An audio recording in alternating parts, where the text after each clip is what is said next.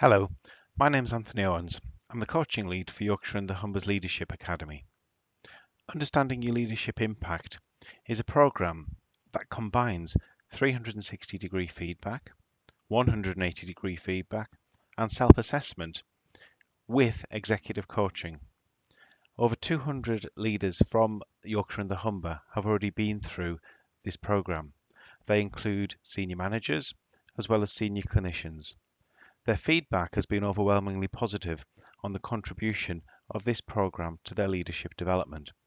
We hope that you'll find similar benefits from the program. Their feedback also highlights the importance of being briefed and prepared and ready to manage the process yourself in order to get the most from it. And we hope this presentation will help you to do that.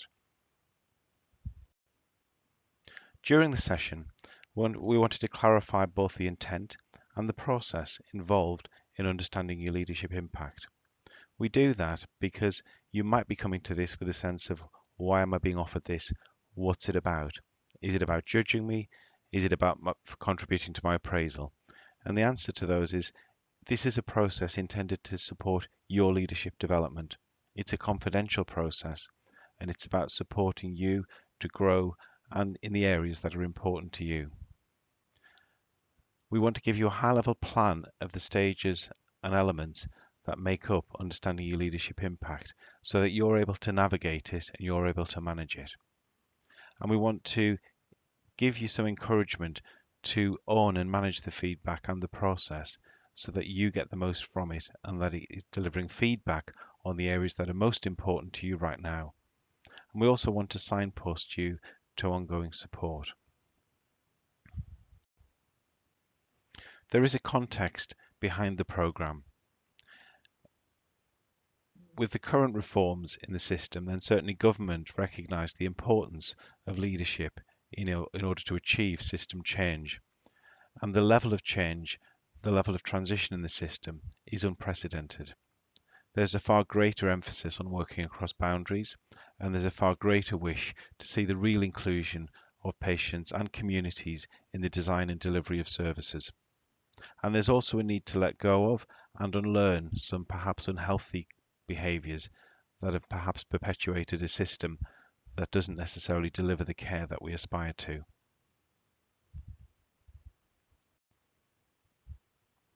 The pathway involved in understanding your leadership impact has a number of elements to it. The circles on the top indicate key process stages. The first is that you're able to complete your registration and the registration of your raters. Once that's submitted, then surveys are activated and individuals will receive emails asking them to give their feedback on you. After about 5 weeks, the surveys close, and shortly after that, you'll be invited to a feedback day. Hopefully the dates are being scheduled, where you'll be working with an executive coach to actually go through the feedback in a way that makes sense to you. There's an optional stage to this depending on what your organisation's commitment and plan is for the use of understanding your leadership impact, and that's to create a group or team report and to facilitate group or team feedback. The arrows underneath highlight important contributions from yourself. First of all, there's your personal planning and your rater engagement. People who've been through the process before come with a number of questions, such as, how did I get into this role? Do I want to stay in it? What's the next chapter going to be for me? Why am I struggling with this particular piece of work? Why is this particular working relationship so difficult? And we encourage you to think about the questions that are currently important for you and that you want to explore through the process. Whilst the surveys are being completed, the second arrow highlights the importance of you noticing your behaviour, noticing the way you interact, how you spend your time, noticing what you prioritise. And amongst that, start to get curious about why you do things the way you do them and what's the impact. And we encourage you to start thinking about the next chapter of your career and how this process can actually contribute to it. For some, it's about reconnecting with dreams and values that are really important for them in their career. We hope that the process following the arrow below that contributes to both personal and organisational learning and planning. And the long arrow at the bottom highlights the importance of working in an organisation that seriously considers and supports your leadership development. This slide shows the Hay model of leadership effectiveness, and it's this model that gives rise to the instruments and the assessments that make up understanding your leadership impact. It's important that you have at least some idea of the framework and the rationale behind the assessments made, because if they feel neither relevant or useful, it's very unlikely that you'll take the results and the feedback that comes with any credibility. In the top right, there's a circle which describes role requirements, and these are essential capabilities that an individual in a role needs. In this program, you'll be assessed against your verbal and your numerical reasoning. This is a self-assessment and it's made against the clock. And interestingly, every time you get a question right, the next question will get harder. If you get a question wrong, the next question will be easier. And in that way, the test will actually help you identify your level of verbal and numerical reasoning. You might think that actually are these role requirements relevant to my job? But what's behind this is also asking you, how do you process information? In the top left circle, this refers to competencies. And in this program, we assess emotional and social competency. And this is derived from Daniel Goleman's work on emotional intelligence, where they found that emotional intelligence was a far better predictor of leadership effectiveness than traditional measures of things like intelligence. This is a 360-degree assessment and will involve assessment by yourself, your manager, people who you regard as peers, direct reports, and others. In the bottom left circle, leadership styles are assessed by the people you identify as direct reports and yourself, and they'll be asked to report on the ways in which you enact leadership, and they'll give you feedback on how they see your leadership style. In the bottom right circle, both you and your direct reports will assess the climate that you experience in your organization. It's estimated that leadership styles contribute about 50 to 70% of organizational climate, and organizational climate directly impacts on organizational performance. Across wider studies, leadership effectiveness, especially senior leadership effectiveness, is estimated to contribute around 50 to 20% of organizational performance. Context is written on both sides of the slide, and it's important to consider this assessment in the context in which you're operating now. Think about, how's my organization performing? Where am I in my current career? And think about the context within which these assessments are being made. Some of you might have been through 360-degree feedback before. You might have found it a useful process. You might not have found it a useful process.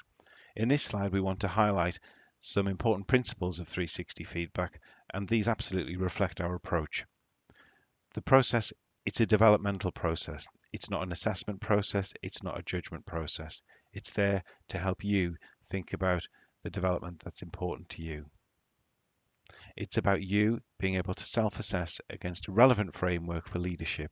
And my hope is that the framework that I've described on the previous slide feels relevant to you.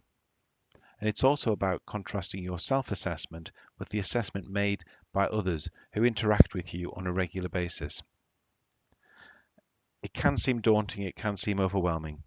The graphic on the right indicates 4 quadrants within which feedback can land, and the extent to which the feedback is useful and acceptable. If the feedback is neither useful nor acceptable, then quite rightly you're going to dismiss it. If it's useful but not acceptable, the likelihood is you might reject it because it's too uncomfortable. And where it's acceptable but not terribly useful, then you're left in two minds as to what do I do with it, how do I make use of it. But actually, if we create a process which is useful and relevant and generates acceptable feedback, it's far more likely to trigger and provoke you to think about your development and your aspirations. And we've designed the process and how it's managed to aim to generate feedback that sits in that top right-hand quadrant. And your contribution to that is hugely important. This slide shows how your feedback data will be presented. And this relates to 360-degree feedback from the emotional and social competency indicator. The blue shaded bar shows how your raters assess. And they do this against a scale of never, rarely, sometimes, often, and consistently. So they're talking about the extent to which you demonstrate the behavior. The white circle reflects self-assessment. And for emotional self-awareness, you can see that self-assessment pretty much accords with assessment by others. The black rectangle is a group used for benchmarking. This is drawn from Hayes research, and it reflects the ratings of individuals who were highly effective leaders. So where your self-assessment and the rating by others falls within that black rectangle, it's identified as a strength and shown by the orange arrow around emotional self-control. It's important when you're looking at this data to identify variance. So where do my scores differ significantly from others? When I self-assess myself and it's lower than that made by others, why do I do that? And if I score myself higher than others, what am I perhaps missing? What do I know that others don't know? What do others see that I miss? And it allows you to compare yourself with norms where they're available, and that's identified with the black rectangle.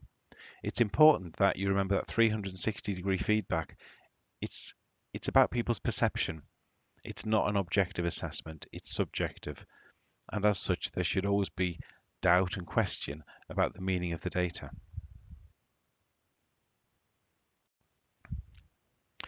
Research on the use of 360-degree feedback and our own experience has highlighted a number of factors that help to raise the impact of the process. These are important. First of all, the inclusion of verbatim comments. The people you select as raters will be able to write free text comments about you. These aren't edited, and it's quite important that you have a conversation with your raters to clarify the feedback that you would particularly value from them. Secondly, there's the use of norm groups, and as mentioned in the previous slide, this process allows you to compare your ratings of leadership effectiveness with that of norm groups of highly effective leaders drawn from Hayes research, which is across sector. Thirdly, there's the credibility of raters, and it's really important that you choose people to give you feedback that you see as credible, whose feedback that you're going to value, who work in the contexts that are important to you, and who see you with sufficient frequency to give you feedback. Your manager will be asked to give feedback, and in the 360 data, their feedback is separated from feedback from other raters.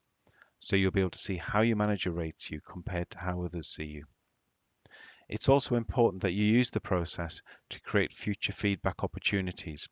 And we encourage you to look far beyond the process to think, how do I create contracts? How do I create arrangements whereby I can get feedback from colleagues on an ongoing basis?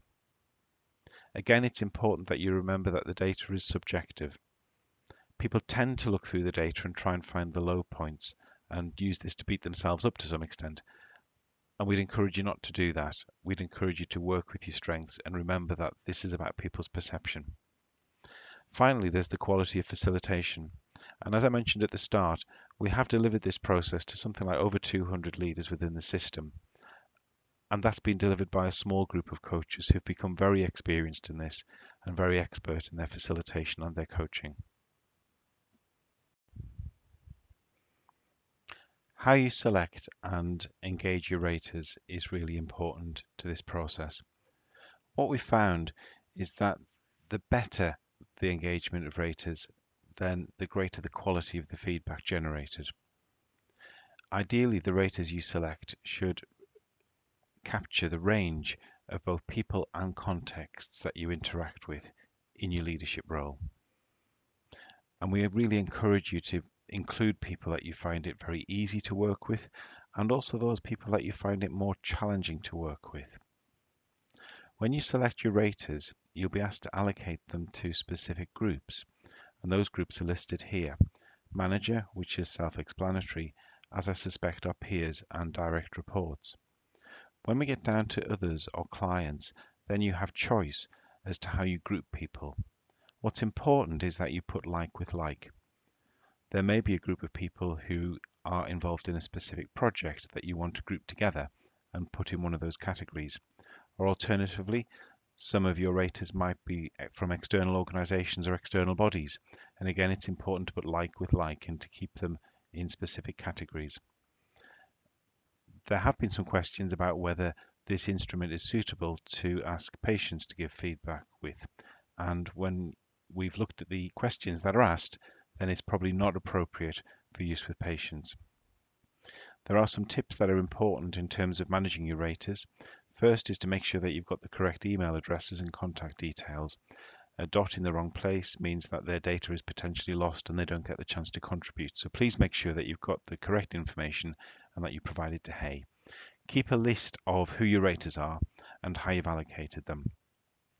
And tell your raters to expect an email from the Hay group and remind them that it's not junk and that it is important. It's also useful to agree a timescale for completion. It takes about 45 to 90 minutes to complete the 360-degree questionnaire, coupled with the leadership styles and the climate questionnaire.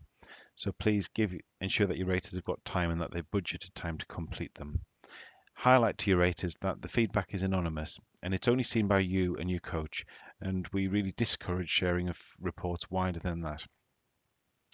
Once we've sent you your electronic version of your report, it's deleted from our system. So the only electronic copy will be with you and your hard copy is not shared with anybody else. And it's important to get about 5 people in each rater group, with the exception of your manager. Invariably, 1 or 2 people might not be able to complete, and if you allow for that, then 5 is a good number to aim for, and that allows you and your coach to identify themes and to identify patterns in the feedback. It's worth spending a little bit of time talking about verbatim comments and feedback. As I'd mentioned, they're anonymized and unedited, so we can't actually take responsibility for what people write about you.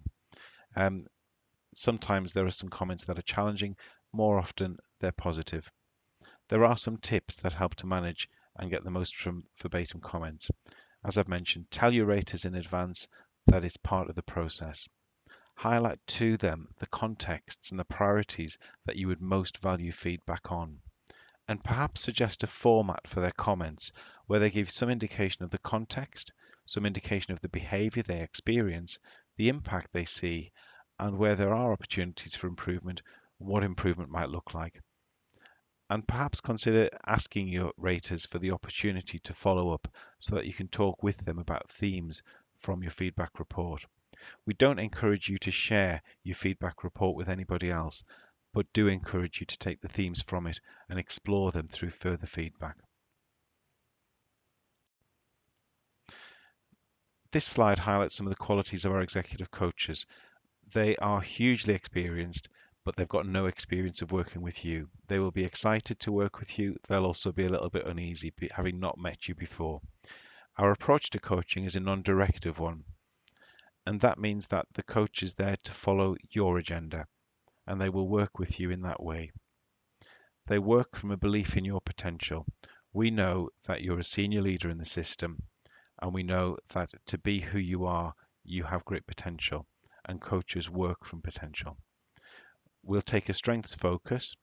So rather than focusing on what you see as your deficits, your coach will help you to identify and appreciate your talents and your strengths and think about how you apply them. We'll follow your interest and curiosity. Remember, this is about the agenda that's important for you, and it's about the agenda that motivates you. The coach will offer you high challenge and high support. They'll deliberately offer you provocation to see situations, see behaviors in different ways. But at the same time, they will do that in a relationship where they're offering high support and high trust in you. Above all else, the process is confidential. Coaches have supervision for their practice where they take the generic themes to help assure their practice, but they don't take your specific details. And your specific details and the contents of coaching conversations are not shared with any third party. We hope that your process will run smoothly. If you have any problems at all, please contact Lisa Chan as soon as possible. Her details are shown on the slide. You might find that there are problems with how do I select my raters? Are my raters completing in time? Can I have an update on progress towards their completion? Or there might be some other questions you've got about the coaching, the confidentiality, whatever. We just really encourage you to make contact early as possible. Lisa will be happy to pass you on to myself or one of the other coaches who will be able to deal with your queries confidentially. Finally, I know from my experience of working with the process that it's hugely enjoyable for the coaches, and we know that participants get great benefit from it. We sincerely hope that you'll be one of the participants who actually derive similar benefit and hopefully find it a worthwhile investment of your time. And we hope that the program is a success for you. Thanks for listening.